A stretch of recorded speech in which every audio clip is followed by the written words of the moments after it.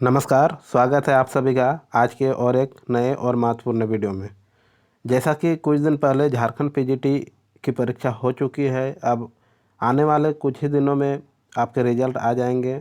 सबसे पहले तो आंसर की आएगी, फिर रिज़ल्ट जारी होगा।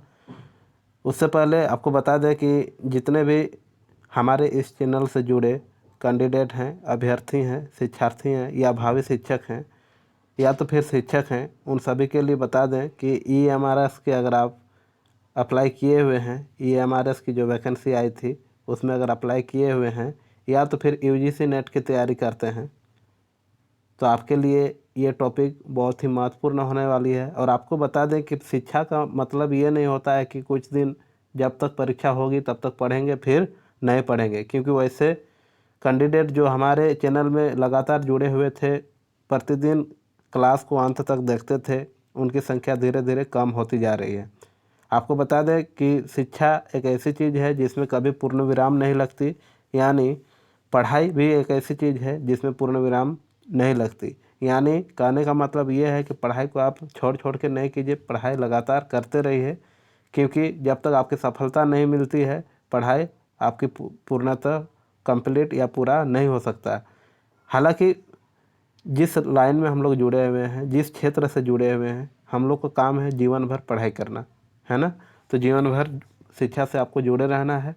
तो आज ज़्यादा वार्तालाप न करते हुए, इससे पहले आपको बता दें कि इससे पहले के वीडियो में हम लोग सिद्ध साहित्य, नाथ साहित्य एवं भक्ति काव्य पर आधारित चर्चा कर रहे थे, जिसमें से आज हम लोग पढ़ेंगे संत काव्य धारा पर।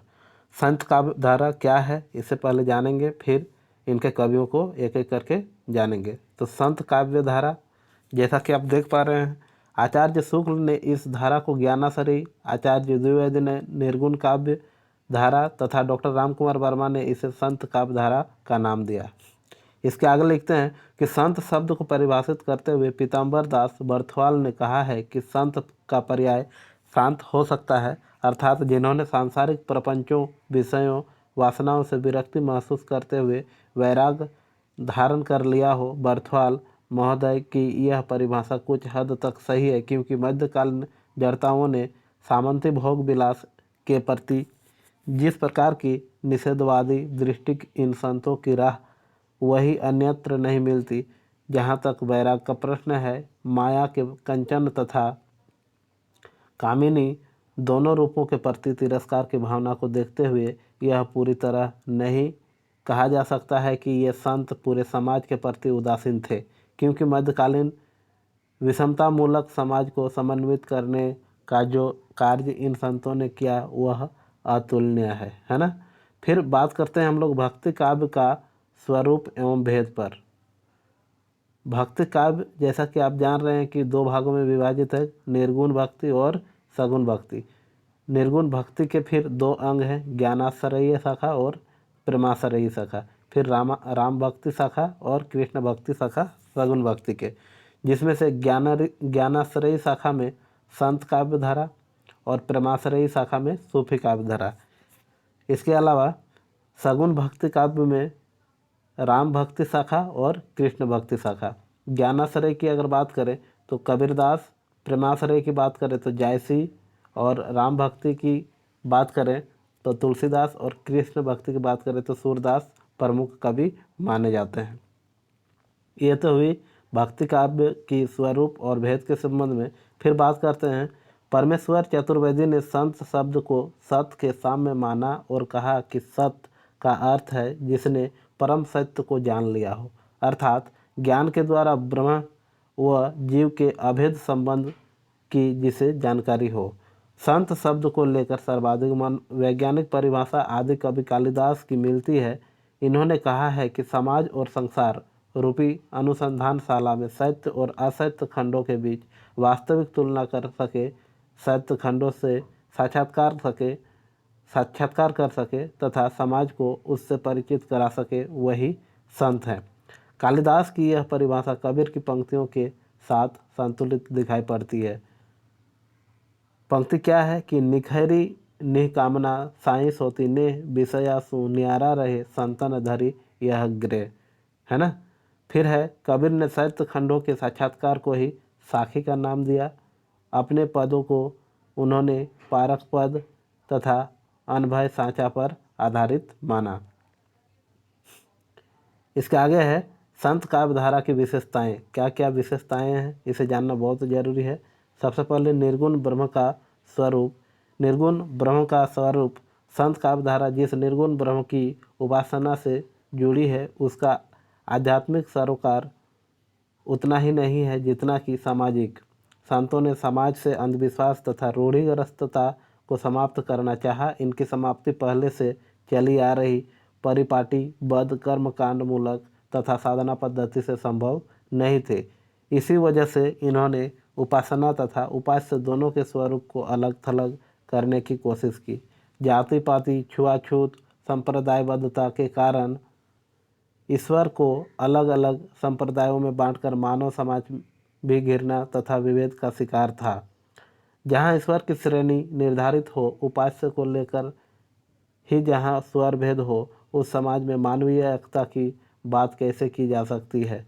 यह वजह है कि संतों में ब्रह्म को निर्गुण माना तथा जिसकी उपासना के लिए विधि विधान पर आधारित अथवा कर्मकांड मूलक भक्ति को खारिज करते हुए ओमकार सेवा सुमिरन तथा अजपा जाप को ही प्रमुख माना। इस कारण से ईश्वर की आभूषण जड़ित मंदिर में नहीं रह गया और न ही नैवेद्य का भोग धारण करने वाला।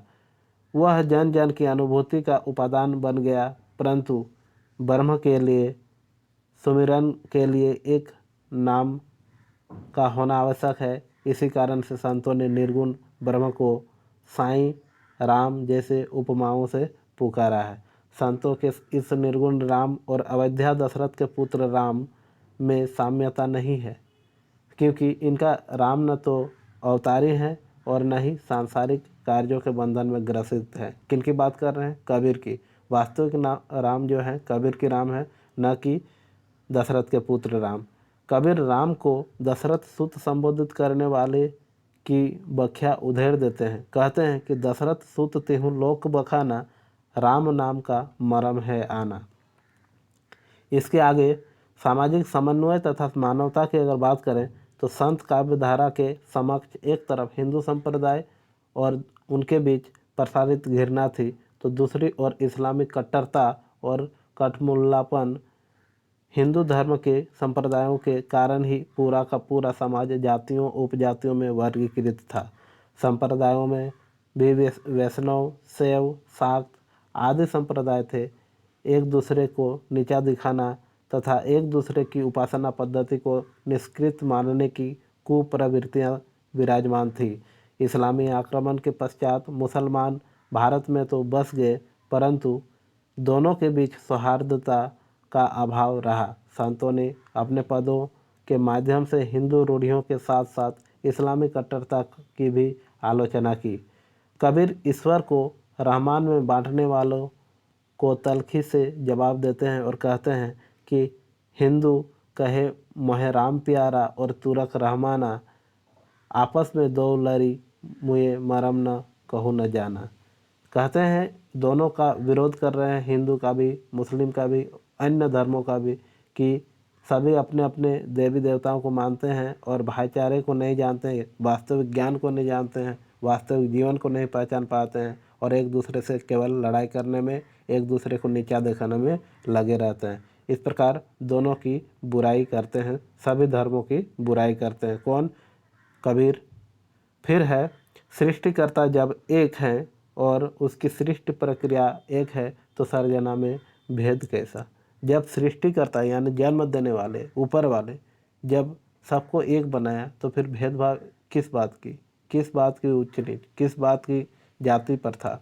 इस प्रकार के बातों को लेकर कहे हैं कौन? कबीरदास। एक बूंद ते विश्व रचयो है को बामन को शूद्रा। कोई कहते हैं कि ये ब्राह्मण है, कोई शूद्र है। इस प्रकार के भी भेदभाव किए जाते हैं। शास्त्रीयता एवं रूढ़िवाद का विरोध भी करते हैं और कहते हैं कि शास्त्रों के लेखबद्ध तथा दिग्भ्रमित विचारों के कारण ही समाज भी कुपमंडूकता तथा दिशा भ्रम का शिकार था। संत निरक्षर थे। मसी कागज छुओ नहीं, कलम नहीं हाथ, कलम गई नहीं हाथ। वो खुद कहते हैं, खुद स्वीकारते हैं कि कि मैं पढ़ा लिखा नहीं हूँ, मसी कागज़ छुआ नहीं, आज तक मैं कागज़ छुआ तक नहीं हूँ, कलम गही नहीं हाथ, आज तक कलम को हाथ में लिया नहीं हूँ। किनका कहना है? कबीरदास की। जिनकी प्रवृत्ति थी उन्हें शास्त्र सम्मत विचार कैसे रास आ सकते थे, कैसे रास आ सकते थे। अशिक्षा एवं अंधविश्वास के कारण ही शास्त्रीय पूर्वाग्रह तथा पंडिताऊपन द्वारा समाज को भय दिखाकर अपने निजी हित साधने में कुछ लोगों की मात्र सोची समझी रणनीति होती थी। अंधविश्वास व अज्ञानता को भेदने के लिए इन संतों रचनाकारों ने जिस अंतर्दृष्टि की चर्चा की वह अपने साथ साथ जातिगत सच्चाई का पता देने वाली रही है। जगत यदि नश्वर है तो सांसारिक प्रपंचों का शिकार होना और उसी के अनुरूप जीवन यापन करना अंधविश्वास को जन्म देता है। शास्त्र लिखित बातें अंतर्दृष्टि से रहित इन्हीं अंधविश्वासों को जन्म देने वाली रही। इन बातों में अनुभूति की प्रामाणिकता का अभाव रहा। कबीर शास्त्रों को चुनौती देते कहते हैं कि तेरा मेरा मनवा कैसे एक हो, तू कहता कागत लेखी, मैं कहता आँखिन देखी, मैं कहता सुरझावन हारी, तू राहे और साई रे, है ना। किनका कहना है? कबीरदास की। फिर आगे लिखते हैं कि संत कभी इसी वजह से सुनी सुनाई बातों पर विश्वास नहीं करते थे। संतों के समागम से जो कुछ सुना उसे हुबहू नहीं मानते थे, बल्कि अनुभव के द्वारा अर्जित सत्यता को वरीयता देते थे। हिंदू राष्ट्रों या इस्लाम धर्म ग्रंथों दोनों से अपना नाता तोड़ते हुए मानवीय मूल्य परखों सत्यों के साक्षात्कार से वास्ता रखते हैं। पंडित वाद वदंते झूठा, मतलब जितने ब्राह्मणवाद हैं सभी अधिकतर झूठे हैं, है ना। साधना पद्धति की बात करें तो संतों ने माया के दो रूप की चर्चा की है। कितने रूप? दो रूप। पहला सत माया, दूसरा असत माया। सत माया क्या है फिर जानेंगे, असत माया क्या है। सत माया ब्रह्म से जोड़ती है, जबकि मिथ्या माया सांसारिक प्रपंचों विषय वासनाओं से जोड़कर ईश्वर से विमुख कराती है। ये संत भक्त कभी सामाजिक सुदेश्यता को केंद्र में रखकर ही अपनी साधना व भक्ति का आधार रखें। इनकी भक्ति और सामाजिकता अलग थलग नहीं थी, बल्कि सामाजिक एकीकरण के लिए ही भक्ति थी, तो सामाजिक सुचिता के लिए इनकी साधना भी थी। मिथ्या माया के रूपों की चर्चा है। कंचन व कामिनी, इन दोनों रूपों के द्वारा ही संत कभी सामाजिक विषमता और भोग विलास का समाधान ढूंढ रहे थे। मध्यकालीन सामंती समाज में नारी भोग की वस्तु थी। माया के कामिनी रूप के द्वारा संतों ने नारी के प्रति नियंत्रित तथा संयमित दृष्टि का संचार किया है और कहते हैं कि नारी तन की झाई परत अंध होत भुजंग, कबीर उन पुरुषन की कौन गति जो नित्य नारी के संग। आगे लिखते हैं, कबीरा माया पापिनी फंद ले बैठी हाटी, जब जग तो फंदा पड़या गया कबीरा काटी। उपरोक्त उदाहरण से लगता है कि उन्होंने नारी जाति की अवहेलना की, परंतु यह सत्य नहीं है। नारी के प्रति नियंत्रित दृष्टिकोण से इन्होंने मध्यकालीन सामंती भोग विलासी समाज को नियंत्रित करना चाहा। माया के कंचन रूप द्वारा अनावश्यक संग्रह को रोकने की कोशिश की, क्योंकि सामाजिक विषमता के मूल में यह प्रमुख कारण था। फिर है रहस्यवाद। रहस्यवाद पर इन्होंने लिखा है कि निर्गुण ब्रह्म की साधना की चर्चा रहस्यवाद के तहत आती है। आचार्य शुक्ल ने कहा कि जो दर्शन के क्षेत्र में अद्वैत है वही भावना के क्षेत्र में रहस्यवाद है। उन्होंने रहस्यवाद को परिभाषित किया है और कहा है कि ज्ञात का अज्ञात के प्रति परिणय निवेदन, यह निवेदन ही रहस्यवाद है। रहस्य का अर्थ गुप्त अथवा छिपा हुआ होता है। निर्गुण का ब्रह्म स्वरूप भी अव्यक्त तथा निराकार होता है।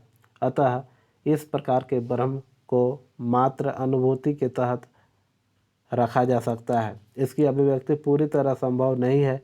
कविता जब भी ऐसे निर्गुण ब्रह्म की चर्चा करेगी तो वहाँ रहस्यात्मकता उभर कर आएगी, क्योंकि ऐसे ब्रह्म की साधना अथवा उसकी अनुभूति सपाट बतानी संभव नहीं है।